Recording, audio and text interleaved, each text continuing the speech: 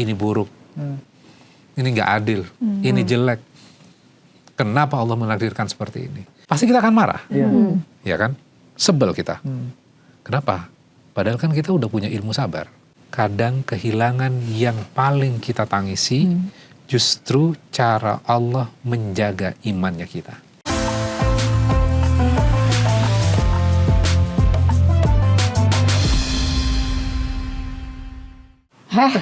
Ngapain? Astagfirullah, Pasti kaget banget. kepo-kepo soal itu ya, yang influencer.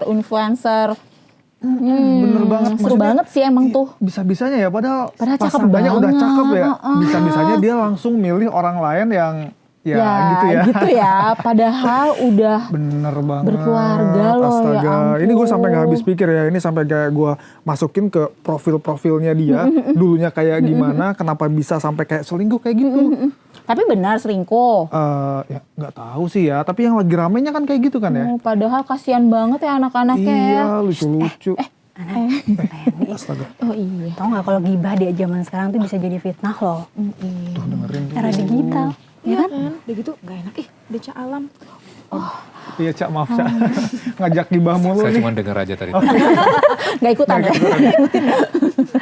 Cak Alam, Ya. mau tanya nih. Tadi kan kita mau ada teman-teman ini lagi ngomongin berita-berita yang ada di medsos gitu ya. Gibah di era digital bisa jadi fitnah juga nih.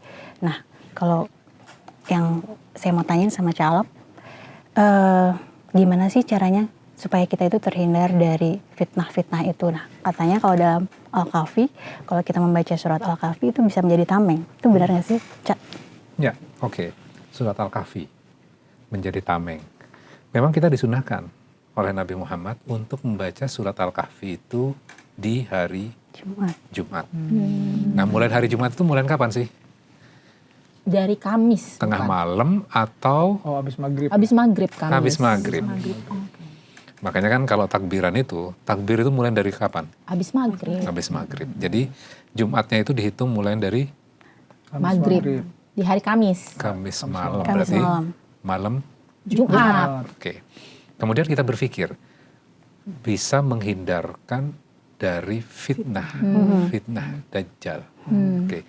Bisa memberikan cahaya sampai Jumat yang akan datang. Kira-kira kita menafsirkannya itu seperti apa? Apakah ketika kita membacanya tiba-tiba kita sudah bercahaya? Bersinar, Bersinar. glowing gitu, nggak perlu skincare. Ya. Hemat ya. Apakah seperti itu? Ya paling nggak tenang kali ya. Oke. Apakah kita harus memahami apa sebenarnya kandungan isinya sehingga bisa memberikan cahaya buat kita sebenarnya? Oke, jadi kita lebih tenang gitu ya? Ya. Nah, coba sekarang kita dalamin. Surat Al-Kahfi. Ya. Surat Al-Kahfi ini adalah surat yang ayatnya cukup banyak. 110. 110, betul. Nah, sebenarnya esensi dari surat Al-Kahfi ini apa?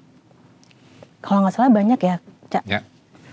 Oke, coba perhatikan ayat pertama. Ada yang bisa baca? Segala puji bagi Allah yang telah menurunkan kitab Al-Quran kepada hambanya Muhammad dan dia tidak menjadikannya bengkok atau menyimpang. Oke, jadi kalau kita belajar satu surat, maka dalam satu surat itu punya struktur. Ya. Apa yang dimaksudkan struktur? Ada bagian yang esensial, itu biasanya ada di bagian pertama dari sebuah surat. Yang lain-lain itu adalah penjelasan terhadap satu bagian yang pokok ini. Ada juga dalam surat tertentu yang bagian utamanya ada di tengah-tengah. Oke. Ada juga yang di bagian akhir. Atau kombinasi depan sama belakang. Nah, surat Al-Kahfi ini esensinya ada di ayat pertama. Oke. Apa esensinya? Alhamdulillahilladzi anzala ala abdihil kitaba wa lam yaj'al lahu iwaja. Menurunkan Al-Quran. Ya, kalau kita compact lagi, esensinya ada di mana? Di Al-Quran. Di Satu surat itu ada di bagian Alhamdulillah. Segala puji bagi Allah. Segala puji bagi yang telah Allah. menurunkan. Maka supaya kita memahami konsep Alhamdulillah, berarti kan konsep bersyukur kan sebenarnya. Betul nggak? Betul. Maka kita memahaminya supaya mudah, maka Allah akan sajikan 4 kisah Oke. di dalam surat Al-Kahfi itu. Apa aja kisahnya? 1, Nabi Musa sama Nabi Khidir, Ya, oke. Zulkarnain. Zulkarnain. terus alam dan makhluk gaib. Alam dan makhluk gaib. Pemuda, Pemuda Pemuda. Ashabul Kahfi. Pemuda Terus? Ashabul Kahfi, betul. Pemuda yang berlindung di gua itu sama ya? Ya kafi ya. Iya, Sama. Al-Kahfi. Ada satu lagi? Kebun. Ya, Kebun. 2 pemilik kebun. Dua pemilik kebun. Jadi ada 4 kisah tuh. Ya. Kalau kita urut, 1 adalah pemuda-pemuda Ashabul Kahfi. Kisah yang kedua tentang 2 pemilik kebun. Kisah yang ketiga tentang Nabi Musa dan Khidir. Iya. Yang keempat tentang Zulkarnain. Jadi supaya kita paham konsep, alhamdulillah, maka Allah jelaskan melalui 4 story, 4 kisah. Nah, sekarang kita akan belajar 1 story itu dan bagaimana korelasinya dengan ayat pertama. Yuk, buka sekarang ayatnya 64. Nabi Musa itu ditanya sama muridnya, "Wahai Musa, siapa orang yang paling pintar?" Dan pada saat itu Nabi Musa adalah pemimpin dari Bani Israel. Membebaskan Bani Israel dari negeri Mesir. Setelah bebas, muridnya itu nanya, "Wahai Musa, siapakah orang yang paling pintar?" Kira-kira ada yang lebih pintar nggak dibandingkan Nabi Musa? Pada saat itu. Nggak ada. Yang dapat wahyu, pemimpinnya Nabi Musa. Semuanya melekat pada Nabi Musa. Ketika ditanya seperti itu, Nabi Musa terdiam. Karena diam, muridnya nanya lagi, "Wahai Musa, siapa orang yang paling pintar?" Karena merasa terdesak, Nabi Musa menjawab spontan, "Aku." Kemudian Allah menegurnya dengan cara yang lembut, "Ada orang yang lebih pintar, engkau berguru kepadanya." Nah, episode perjalanan Nabi Musa itu dikisahkan secara berurutan di dalam surat Al-Kahfi ini. Ya. Oke. Coba buka ayat 64 ya. Musa berkata, "Itulah tempat yang kita cari." Lalu keduanya kembali mengikuti jejak mereka semula. Ya. Oke, terus ayat 65. Mereka pun bertemu dengan seorang hamba di antara hamba-hamba kami yang telah kami beri rahmat dan kami ajarkan ilmu kepadanya dari sisi kami. Oke. Jadi mereka akan bertemu, tandanya gini, mereka akan bertemu di 2 lautan. Jadi 2 lautan yang bertemu tapi tidak saling bercampur. Tandanya itu. Ternyata ketika posisi di titik ini akan bertemu dengan seorang hamba yang kita kenal dengan Khidir. Walaupun di dalam Al-Quran nama Khidir tidak disebutkan. Itu adanya di dalam kitab tafsir. Oke. Nah, kemudian ketika bertemu, nanti saya akan jelaskan apa makna 2 lautan itu. Ya, ternyata makna 2 lautan itu sebenarnya adalah bukan hanya sekedar fisik juga, tapi juga tentang apa? 2 lautan ilmu, ilmunya Nabi Musa, dan satu lagi lautan ilmu dari Khidir. Yang akan bertemu dalam realitas kehidupan.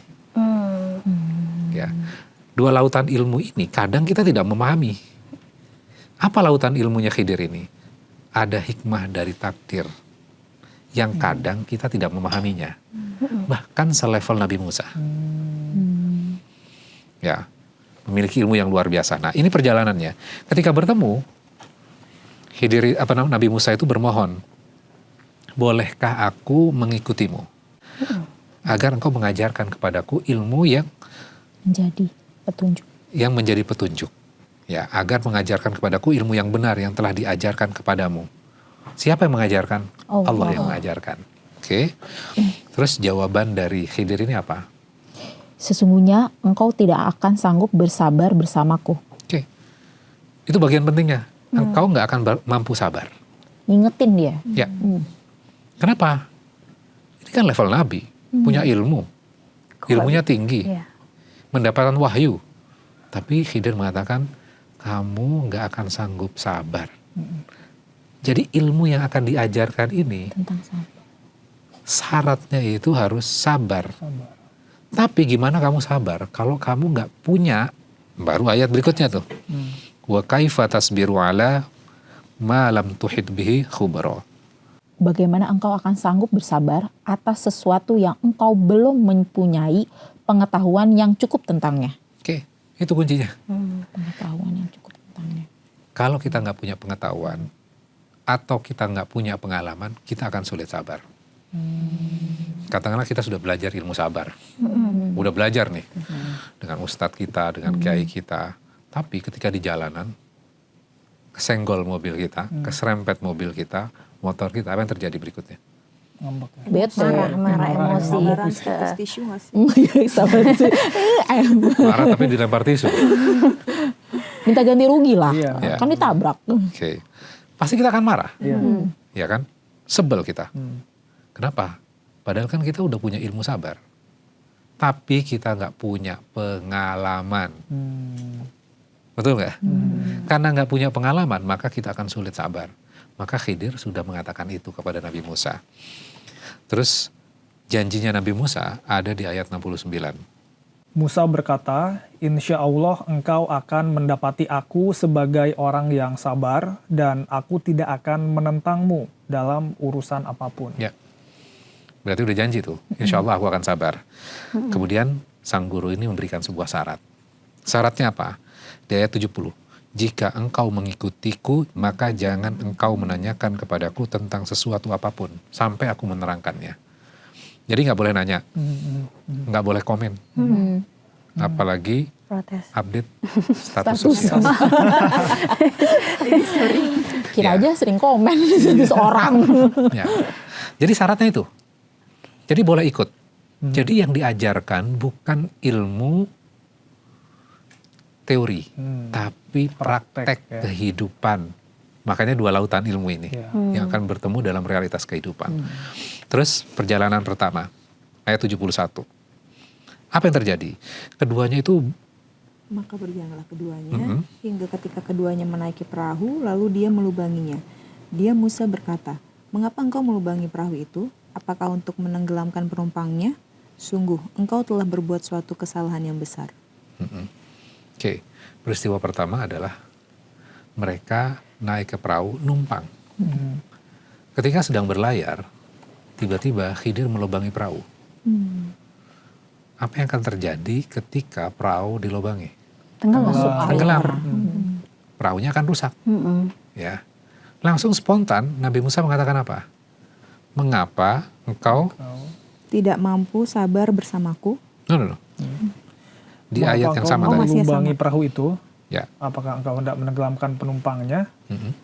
Sungguh engkau telah melakukan sesuatu kesalahan yang besar. Ya, itu responnya. Dia melanggar dong. Ya, Ya, melanggar. Yang di awal kesepakatan awal. tadi syaratnya apa tadi? Jangan nanya. Tidak Jangan komen. nanya, jangan berkomentar. Jangan nanya, nggak boleh Jangan komen. komentar. Tapi Dia nanya. dia nanya, melanggar nggak? Melanggar. Maka ayat berikutnya adalah 72, dia berkata, bukankah sudah kukatakan bahwa engkau tidak akan mampu sabar bersamaku?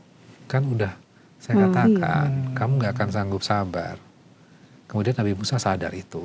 Kemudian dia meminta maaf, kemudian minta izin ikut kembali. Ya, terus ayat 74. Peristiwa yang kedua. Maka berjalanlah keduanya hingga ketika keduanya bertemu dengan seorang anak, dia Khidir membunuhnya. Musa berkata, mengapa engkau membunuh jiwa yang bersih? Bukan karena dia membunuh orang lain. Sungguh engkau telah melakukan sesuatu yang mungkar. Ya, peristiwa kedua ada anak kecil. Tiba-tiba Khidir membunuhnya. Ini kan sesuatu yang ekstrim ya. Kita pun ketika melihat posisi itu, pasti kita juga akan protes. Dosa apa anak ini ya kan? Betul. Tiba-tiba. Maka Nabi Musa memberikan respon. Mengapa engkau bunuh jiwa yang bersih? Bukan karena dia membunuh orang lain. Kira-kira menurut kita statement Nabi Musa benar nggak? Betul. Benar ya? Harusnya ya. Iya, betul kan? Iya. Tapi dia udah terikat dengan perjanjian. Tidak boleh Iya, berkomentar tidak dan boleh. bertanya. Tidak boleh bertanya lagi. Berarti pelanggaran keberapa? Kedua. Kedua. Maka Nabi Musa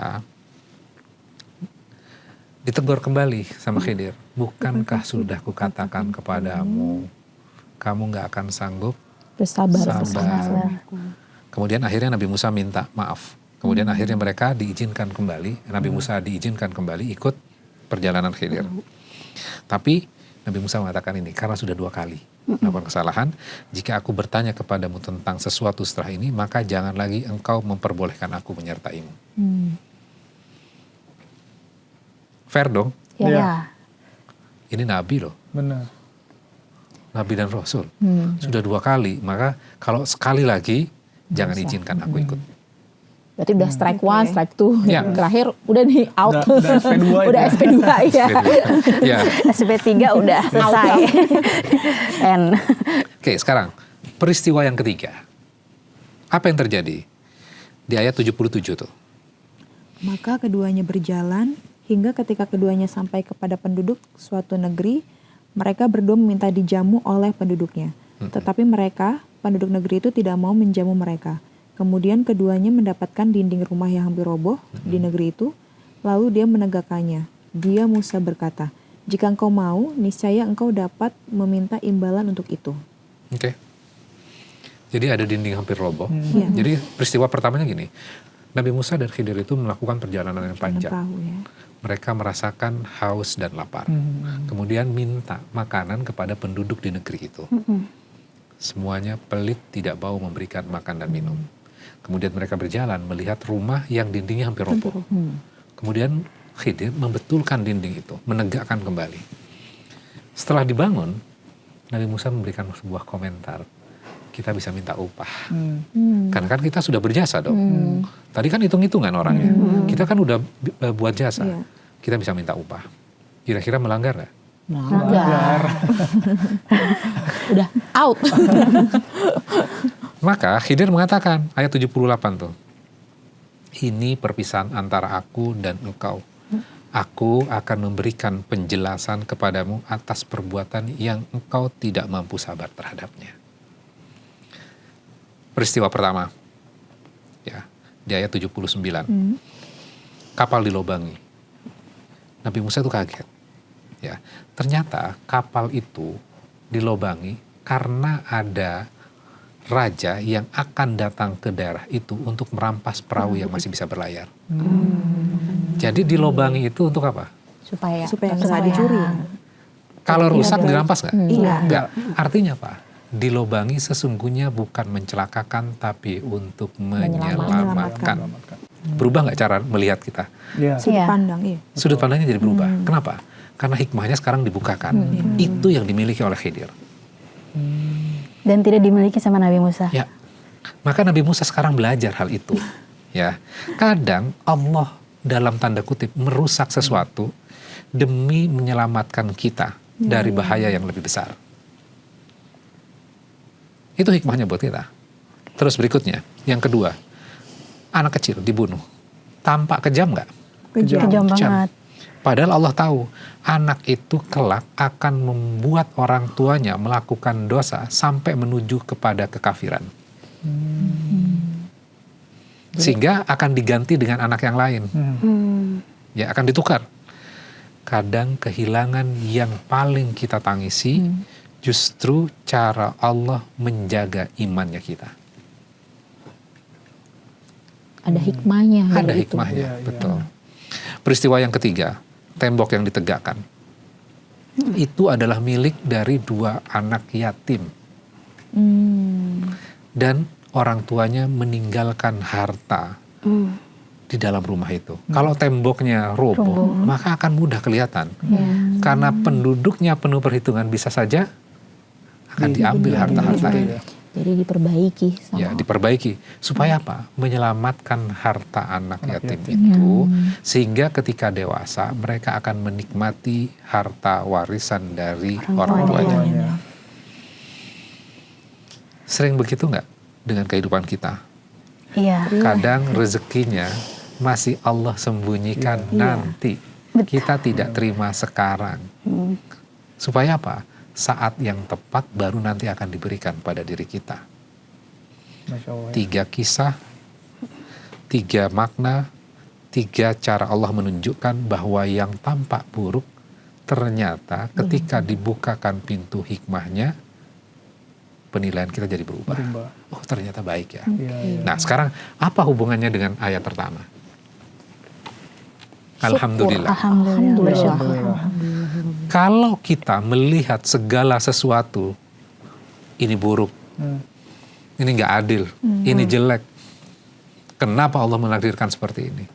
Ketika kita komplain terus tentang kehidupan dan yang Allah izinkan terjadi, maka akan sulit buat kita mengucapkan alhamdulillah. Ya, ya. Itu korelasinya tuh. Maka kita diajarkan melalui kisah Nabi Musa dan Khidir, walaupun engkau tidak mengerti sekarang hikmahnya, ya, kamu percaya pasti segala sesuatu yang Allah takdirkan ada hikmahnya. Maka ketika kita sudah paham pasti ada hikmahnya, akan mudah buat diri kita mengucapkan alhamdulillah. Kita jadi bersyukur. Kira-kira itu satu kisah. Masya Allah banget ya. Tapi kita sering suuzon duluan ya dengan takdir yang Allah kasih gitu ya. Padahal ada hikmah indah di balik itu ya. Kadang kita nggak tahu ternyata yang terjadi saat ini tuh harusnya kita nikmati, kita syukuri. Kadang-kadang kita ngelihatnya cuman sisi ya itu buruknya itu, ngerasa terzolimi atau ngerasa kesusahan, kenapa aku lagi mungkin gitu. Tapi Kenapa mungkin kayak itu yang gini terbaik. terus? Iya, Gitu, kenapa nggak sih ada harus perubahan aku? gitu. Jadi makanya Rasulullah mensunnahkan kepada kita baca surat Al-Kahfi supaya apa? Hati kita itu jadi bersih kembali. Itu adalah cahaya buat kita sampai Jumat yang akan datang. Bagaimana kita melihat kehidupan dengan cara berbeda, dengan cara Al-Quran, dengan cara surat Al-Kahfi. Jadi selain hanya membaca dan mengimani, tapi juga kayak merefleksikan dari saripati dan dari surat Al-Kahfi itu ya. Betul. Jadi kenapa kita disunnahkan membaca surat Al-Kahfi oleh Nabi Muhammad? Untuk mendapatkan cahaya. Maka ketika kita membaca surat Al-Kahfi, kita belajar tentang kisah Nabi Musa dan Khidir. Akhirnya kita meyakini bahwa apapun yang Allah tentukan pasti ada hikmahnya dan pasti baik untuk kita. Walaupun saat ini kita belum paham. Itu akan menjadi cahaya buat kita memahami kehidupan sampai Jumat yang akan datang. Masya Allah. Bikin tenang.